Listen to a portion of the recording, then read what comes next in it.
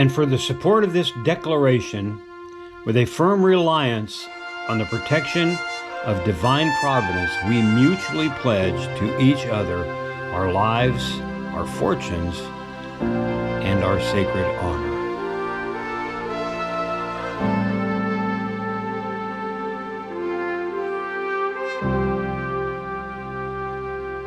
Well, good morning and welcome out to Morning Thoughts today. And want to let you know I'm going to start something a little different than my usual Morning Thoughts. I've been hosting a class online, and it's called the American Campfire Revival Meeting, and it's an excellent course. And what they're studying is this book right here. The American Covenant, the Untold Story. And I'm going to continue to host that class, but I want to use this platform to kind of enhance it and whet your appetite. So if you would like to be a part of that class, I've got it going. It goes on Monday evenings at 6 o'clock p.m. Eastern Time.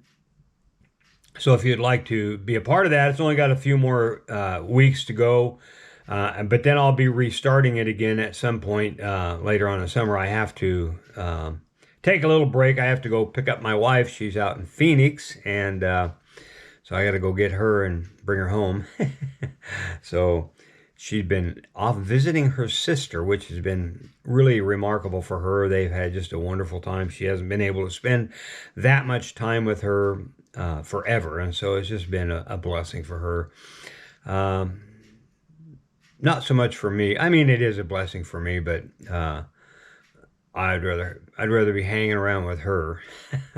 But anyway, I'm going to start on this. I talked a little bit last week about where we're headed, and different things, and what I want to talk about, and so I want to talk about this book, The American Covenant, and because I think it's vital, and I think it's important for us to understand who we are as a nation, and why we are the way we are. Because covenants, we don't understand a lot about covenants anymore.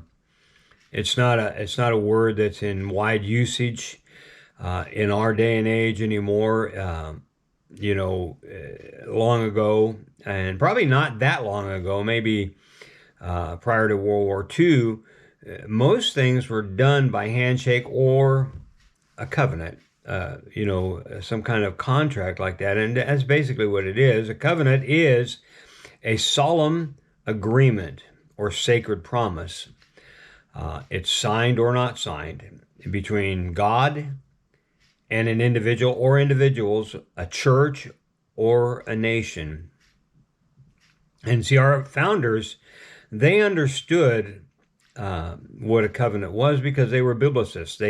They read the Bible. They understood. They had a biblical worldview. And contrary to what most people think, or what I've heard a lot of people say about that, is that they weren't that. They weren't, they were this, that. But if you go back to their writings, you go back to the original documents and read what they've written and the things that they say, they say George Washington was a deist, and a deist basically believes that there is God, but he just sits back and lets man do what he wants to do.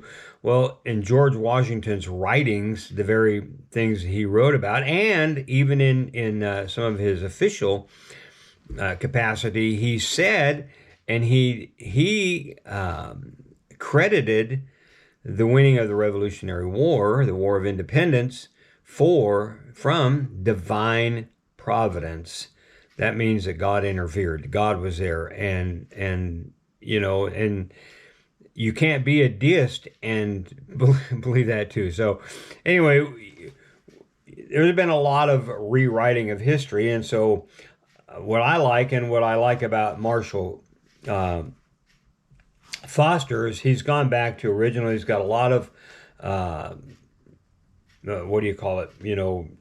Where they tell you where the things come from, and uh, postmark. I don't know. Sometimes my mind, some people say it's with age, but I'm not sure about that. Anyway, um, so I wanna do this and talk about the American covenant. And our first covenant, the one that most people or some people haven't heard about, is the Mayflower Compact. That was the first constitution, so to speak, for the country. It wasn't actually the first covenant made here. In 1607, Robert Hunt made a covenant when he landed at Cape Henry in Virginia Beach, and they stood a cross up, and he made a covenant. I'm going to post a link to that covenant as well as the Mayflower Compact.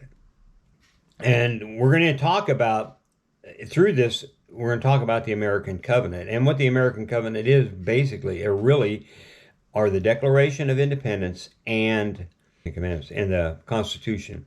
They go together. You can't have one without the other. There was a political scientist, Daniel Elazer. He's the director of the Center for the Study of Federalism at Temple University in Philadelphia, and associated with the Bar Ilan University in Israel. And he writes this. He says, just as the heart of the covenant of ancient Israel consists of two parts, the Decalogue, or the Ten Commandments, with its electrifying statement of fundamental principles, and the Book of the Covenant, with its more detailed framework of basic laws of the Israelite Commonwealth, so does the American Covenant. It consists of two basic documents serving the same purposes: the Declaration of Independence, with its electrifying statement of fundamental principles — that's what the Declaration of Independence is — and the Constitution, which lays out, it gives us how we're going to do this, what we're going to do, and how we're going to take care of these things. And so that is our covenant. That's the covenant we need to keep. And that's what's made us, because we built this covenant. We built these covenants. The Constitution and the Declaration of Independence were built upon principles that last. That's why you can't just change it. Well, it's a living Constitution. It just kind of, goes with time. No, it doesn't. It's there, and it's written. It's like the Ten Commandments. You can agree with them or not agree with them, but they're good principles to live by. Everywhere actually lives by them at some point. I mean, if you want to have any kind of law or any kind of decent society, you will have those principles in place. And so that is what we're going to be talking about over the course of several weeks. And what I'm going to encourage you to do is get involved in my campfire classes that I'm hosting, because we'll get into a little more depth. But I can do it on here as well. If you want to comment in the section below, and we can find out how to, I can Zoom with you or whatever. Or if there's a bunch of you and we want to just get together and talk about this, we can, because I would love to do that. My heart, what I want to do is promote this, because we need to get back to these basic principles in order to revive and reform our nation. We don't need to make it into something different. We don't need to fundamentally transform it, as somebody once said. What we need to do is bring reformation. We need to bring revival, which revives what we had, and then reformation, which reforms it and makes it as good as it was before, and and even better. And it doesn't mean we change anything in it. It means that we... And the Constitution, actually, I do a Constitution class. I host a Constitution class as well, and so I'm learning a lot about that. But in the Constitution, it's got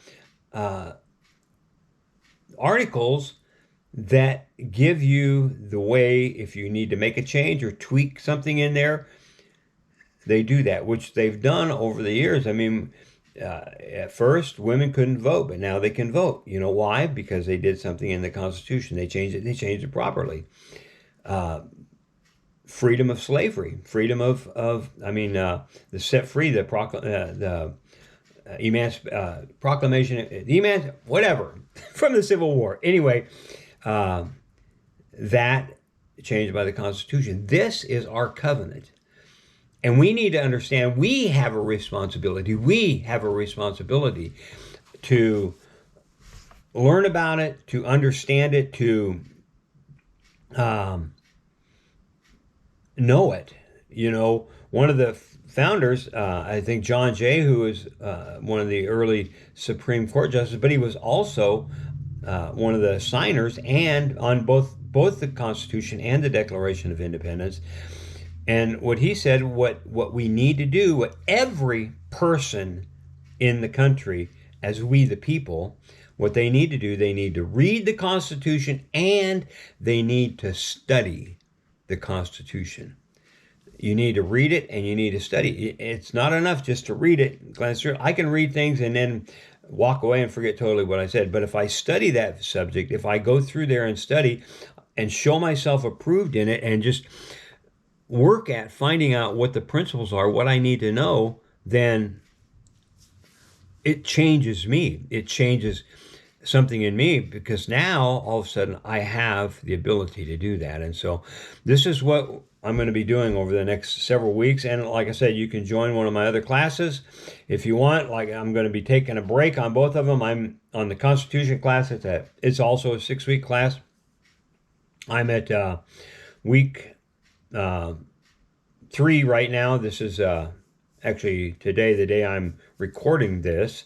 I'm doing week 3. So, and so I got 4, 5, and 6 after that. The 22nd of June will be the last one on that. But then when I get back from our short little vacation, I'm going to be starting a new one, and I'll let you know on that. And I'm going to do them online, as well as I want to do them live. I want to do them live here in Cumberland County, Fort Bragg or Fort Liberty area. And I want to try to get someplace, maybe a church or a Lions Club or VA Central, someplace that will allow me to come in and set up a class and do them, because we can host these, and you get a lot more out of it if it's live, and you can ask questions and different things. So anyway, that's what I got, and I hope you enjoyed it. If you do, please comment on this and let me know what you think, if it's something that you would like to get involved with, or if you want more information. And if you want more information, let me know. I'll get as much information about it as I can. You can go to the patriotacademy.com, and I'll post a link for that as well. That's who puts out all this stuff. Rick Green started this because what he saw was that a lot of legislatures don't know the Constitution. They're there to implement it. They're there to protect it, and they don't know it. And so we have a job to do. And so that's what I want to do here. So, all right, this is Randy, the Oiling Chief. And if you want to know what I mean by Oiling Chief, or where I got that name from, you'll have to PM me or something, and I'll let you know. I might say it on here one day. I think I have said it before. All right, this is Randy. Have a great day. Have a blessed day. Have a wonderful day in Jesus. We'll talk to you later. Bye.